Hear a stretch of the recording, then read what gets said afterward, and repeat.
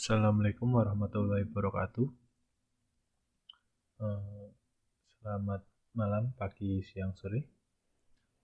Kita lanjutkan untuk praktikum pertemuan ke-6 mengenai unsupervised learning atau pembelajaran tanpa diberitahukan atau di labeling. Jadi computer vision-nya nanti atau model deep learning nanti akan dengan sendirinya memilih atau membedakan antar satu dan lain objek.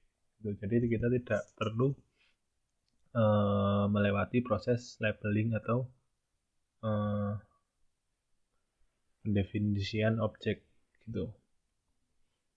Intinya mendefinisikan kelas-kelas gitu kita melewati tahap itu tidak diperlukan karena dia akan constructive learning atau memetakan sendiri. Oh, ini objek 1, oh ini objek 2 gitu. Yang akan kita gunakan di sini adalah SimCLR. Mungkin gitu cara bacanya. Dia konsep sederhananya adalah ini kan ada grafik, bukan grafik, ada sebuah gambar petanya lah, flow-nya. Jadi misal dia punya sebuah gambar X, nah dia akan mengambil gambar random atau ngeloop. Jadi akan ada 3 gambar sederhananya aja akan ada 3 gambar saat dia melakukan contrastive learning itu. Gambar A yang dia pegang misal, terus ada gambar B dan gambar C. Nah, nanti gambar A akan dibandingkan dengan gambar B atau di sini XI. Kita gunakan yang ada di sini aja. Gambar X akan dibandingkan dengan gambar XI. Kemudian akan dibandingkan juga dengan gambar XJ. Kalau di XI dia serupa, ya dia masuk kategori sini gitu loh. Lanjut. Kemudian kalau dia XJ serupa, lanjut. Jadi dia kayak ngeloop membandingkan gitu loh.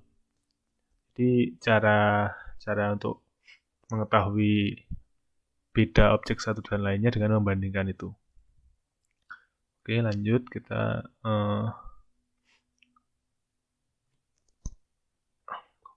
lihat ke penjelasan visual agar lebih paham ya. Misal ini, dia kan misalnya ada gambar anjing ya, jadi dia di crop, jadi selain dia membandingkan secara utuh, dia juga ada augmentasinya. Nanti di bawah dijelaskan lagi kok. Kemudian di sini yang kiri anjing, yang kanan kursi. Nah, dia kan juga di crop atau dibandingkan setiap bagiannya, terus ke atas diekstrak. Nah, antara yang ini bagian kepala dan kaki dia di attach. Oh, ini serupa. Kemudian di attach juga antara bagian kursi yang zoom out dan zoom in bagian kakinya serupa. Nah, tapi saat dia dibandingkan antara kaki kursi dengan kaki anjing, dia merah, jadi tidak serupa gitu. Mungkin sederhananya gitu. Kemudian kita lanjut.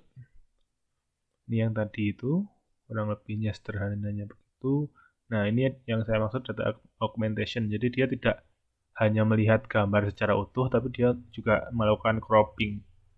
Istilah kayak cropping di bagian random itu tertentu. Jadi ada randomly cropping the constructive prediction, include global dan local view. Nah, sel originalnya ini. Kemudian dia nge-crop secara random di bagian belakang, bagian sini. Kemudian dia crop dan resize dibalik, kemudian di crop bagian tengahnya aja. Kemudian dia colornya juga dibiaskan, di drop jadi hitam putih. Kemudian didistorsi. Kemudian di rotate. Jadi dia hampir melakukan semua jenis pre-processing image.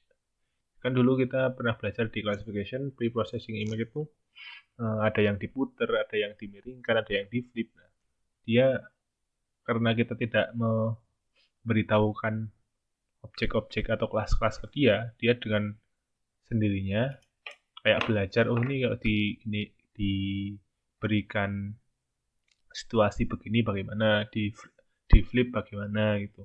Di flip dia akan sama dengan objek A kah atau sama dengan objek B kah, jadi gitu. Kemudian di sini ada heat map. Jadi ini kan ada yang pekat, ada yang tidak pekat gitu. Biasanya yang pekat itu bagian objeknya. Dan dia misal objeknya di agak apa ya? Misal objek anjing kan dia di tengah-tengah. Jadi nanti kalau diibaratkan ke dalam heat map, dia bagian tengahnya akan pekat. Intinya, oh objeknya itu di situ karena ini kan object detection. Jadi dia akan memetakan di bagian yang ada objeknya. Tuh. Ini perbandingannya. Kemudian ini juga sebenarnya evaluasi kayak dia tuh punya berapa parameter sih untuk bisa melakukan deteksi secara mandiri itu. Dulu kan kita pernah belajar parameter-parameter yang di kelas application. Nah, itu kan kita singgung dulu parameter. Nah, semakin tinggi parameter dia ada keunggulan dan kekurangannya. Misal VGG dia parameternya sampai 130.000, 30 juta. Nah, dia size-nya juga otomatis akan gede. Idealnya sejalan dengan size. Mungkin gampangnya sederhananya gitu. Oke, lanjut. Mungkin ini penjelasan lebih dalamnya lagi. Tanpa berlama-lama kita langsung masuk ke collab aja. Seperti biasa,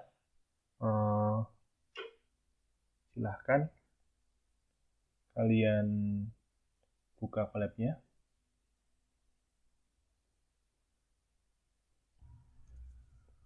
Maaf, kalian buka collab, kasih nama pertemuan 6 untuk supervised detection atau sejenisnya. Kemudian saran saya ya buat dulu daftar isinya. Kalau yang parentnya dia pakai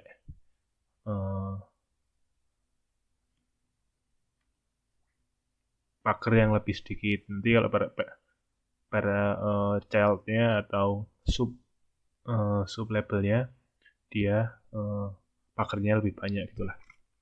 Coba-coba aja untuk mempermudah dalam melakukan training nanti. Misal kita butuh ke atas, butuh ke evaluation, butuh ke atas lagi itu biar lebih rapi juga. Oke, langsung aja. Biasa notebooknya di setel ke T4 GPU dan simpan. Kita sambungkan.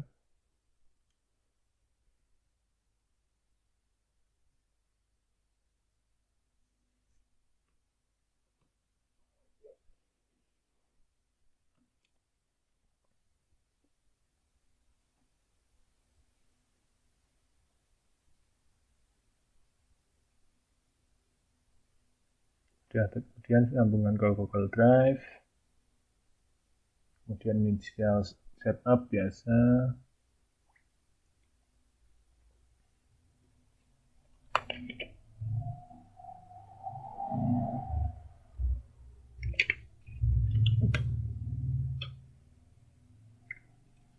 dan kita import TensorFlow, cek GPU, kemudian di sini ada install library biasa. Nah, di sini kita akan menggunakan OneDB. Apa itu OneDB? Dia seperti helper untuk membantu kita dalam melihat grafik atau evaluasi dari training yang kita lakukan. Misal ini udah yang saya coba tadi. Kita bisa tahu loss-nya berapa, akurasinya berapa dengan lebih baik.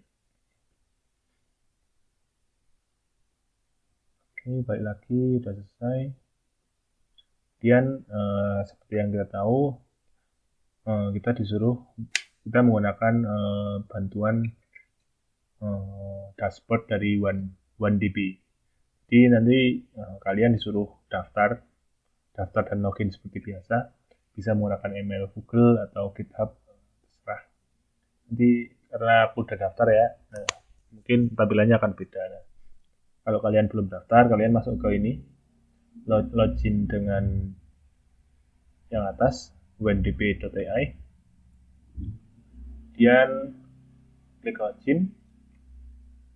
Nah, dia akan diarahkan. Nah, karena aku udah login, jadi nggak ada view-nya.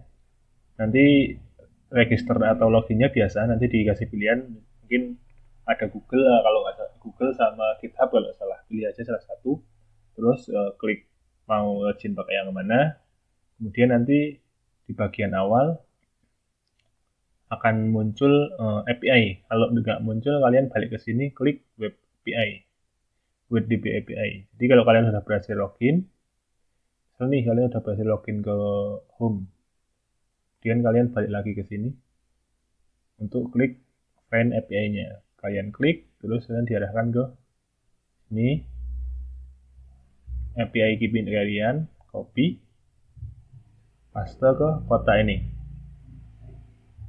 tempel, kemudian enter. Nah, jadi kalian udah login dengan OneDB.login itu, OneDB dashboard. Kemudian selain OneDB, kita butuh autentikasi Google Colab kita. Izinkan notebook untuk mengakses kredensial. Izinkan. Oke, biasa seperti kita menghubungkan Colab ke Google Drive ya. Kemudian kita, nah ini walaupun dia namanya apa, unsupervised learning. Oh, bentar. Di bagian restoring model ini kita pilih Z. Ingat ya, di bagian ini kita pilih Z. Bagi kalian yang mainnya skip, kalau kelewat jangan tanya. Udah ada di video. Oke, lanjut. Tadi saya jelasin kalau walaupun dia namanya unsupervised, tapi tetap saja dia membutuhkan kayak pancingan, kayak apa ya, kayak stimulus gitu loh. Nah, ini stimulusnya adalah si ResNet Sim CLR IMagnet. Ini adalah pre-trained model yang ada di ResNet Sim CLR ini. Nah, ini kita load wake-nya 2020 bla bla bla bla, itu runpad-nya ke sini. Nah, bisa lihat weight-nya di sini. Kemudian kita import lagi library. Nah, mulai kita masuk ke dataset. Nah, kalau kalian sadar, di video ini saya nggak menjelaskan tentang dataset karena kita menggunakan dataset dari IMagnet. Nah, apa itu IMagnet? Kalau kalian pernah masih ingat, IMagnet adalah database gambar yang mengakomodasi banyak benda yang berjumlah ratusan gambar. Jadi kayak library aja, kayak apa ya? Ya kayak library database. Jadi kalian tinggal pakai aja gitu. Library database yang udah ada secara komersial gitu. Nih, kalian tinggal pakai aja. Oke, balik lagi ke sini, berhenti sebentar. Nah, kita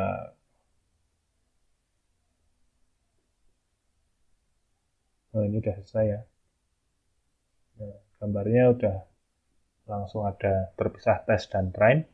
Nih, ada airplane, kalian bisa klik 2 kali untuk cek. Kemudian ada gambar apa lagi? 5 kategori, ada airplane, car, kemudian anjing, dog, elephant, gajah, ada 5 ya. Ada 5 objek.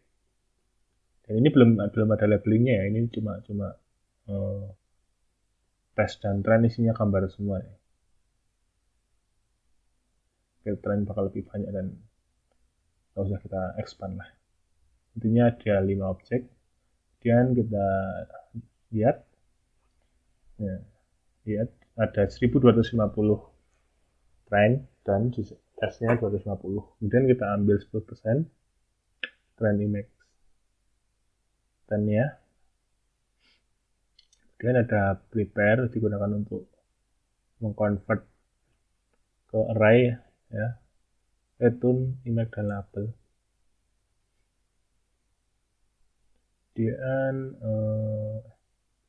train dan jtrain-nya biasa kita bagi, kita buat fit transformer-nya, utility. Nah, seperti dulu kita merancang plat apa ya, CNN. Dulu di CNN ada arsitektur CNN, ada yang namanya dulu apa ya, fully connected layer. Nah, aku ingat fully connected layernya di sini, kita rancang di sini. Kemudian kita load wedge yang tadi udah kita ambil punya si ResNet ini, ResNet SimCLR. Nah, ini buat ngeplot trainingnya. Kemudian linear model. Nah, tinggal join aja. Nah, ini kita bisa melakukan train dan tesnya menggunakan dataset yang udah didefinisikan sebelumnya. Oke, nah di sini kita coba 10 epoch aja mungkin ya. Ini defaultnya sampai 65 epoch, tapi kita coba 10 aja biar cepet juga, cuma contoh kan. Kita tunggu trainingnya, ini agak cepat.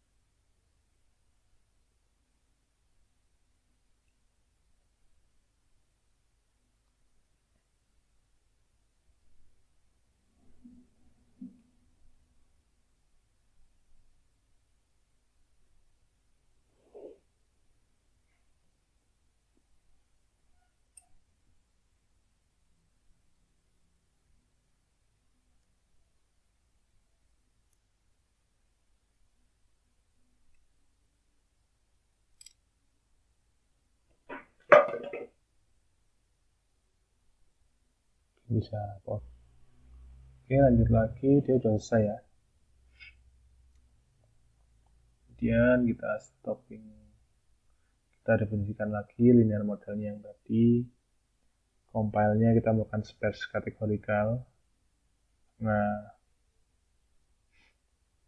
karena kan dia labeling sendiri, optimizer-nya Adam, semua batch size 64, epoch-nya 10.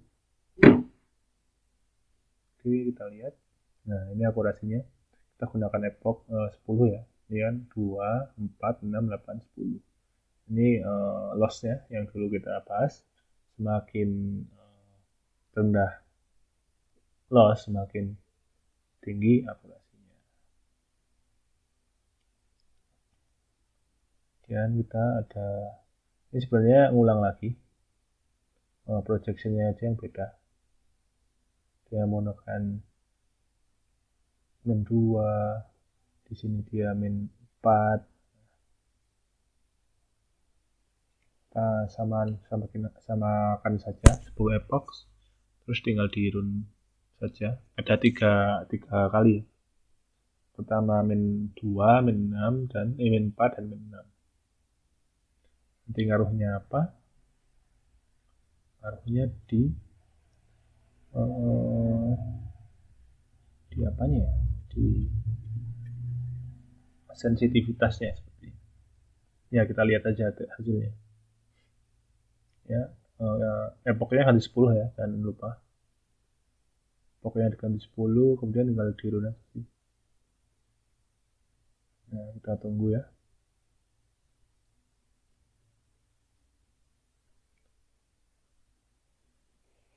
Ingat, Epochnya cukup 10, tapi kalau kalian mau nyoba yang lebih sedikit bisa 5 ya bebas. Jadi aku biar kelihatan grafiknya aku coba 10. Kalau kalian mau lebih juga boleh.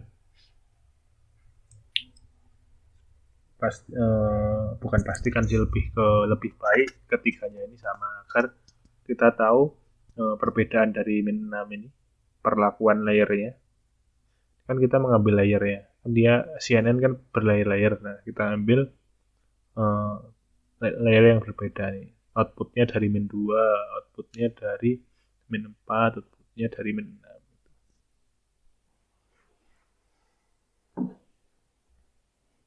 Nah ini juga ada run story-nya, ada gambarnya, akurasinya naik, epochnya naik, lossnya semakin kecil, ada summary-nya, akurasi 0,4, epoch di 9. Ini ada data-datanya.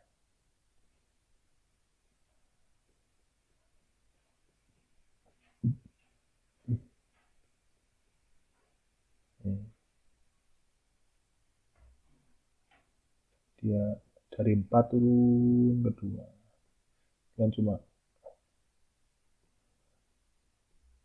8, cuma 10 epoch. Jadi ya untuk contoh saja, pasti bedanya ini yang kita lihat. Oke, kita tunggu selesai dulu ya, kita lanjutkan. Training yang layer min 6 udah selesai ya. Nah,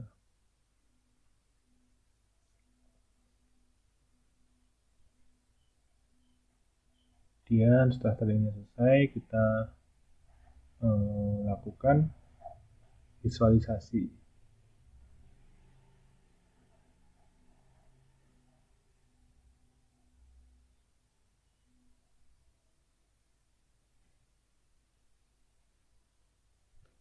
Oke, operasi summary-nya di 0352, dan kita lihat visualisasinya. Harusnya ini dilakukan plotting dari ke semua gambar yang udah dia latih. Kemudian kita lihat ya. Nah, ini visualisasinya. Kan tadi ada 5 kelas kan. Dia udah memetakan dari 0 sampai 4 kan ada 5.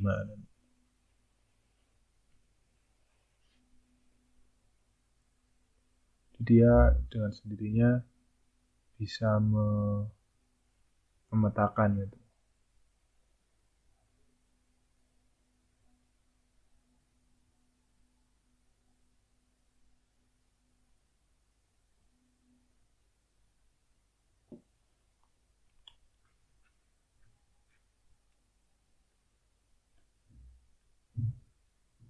Ini tinggal layer mana yang akan ditampilkan.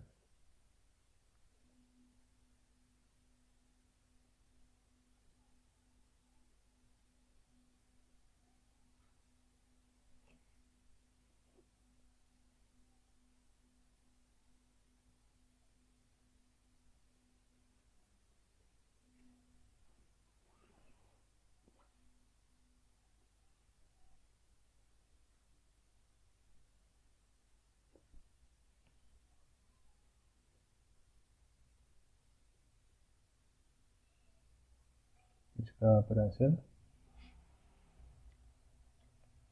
yang ketiga juga sama. Ini cuma beda layer outputnya aja yang ditampilin yang mana. Ini 4, ini min 6.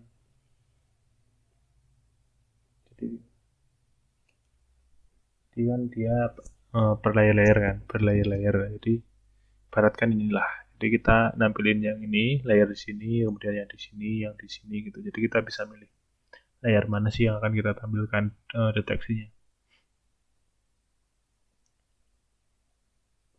Oke, mungkin begitu mengenai unsupervised learning detection. Seperti biasa, silahkan dikerjakan, dicoba, kirimkan bukti sudah mengerjakan, baik itu link atau dikonvert ke PDF juga boleh. Sertakan di my class. Selamat mengerjakan. Banyak salah, mohon maaf. Wassalamualaikum warahmatullahi wabarakatuh.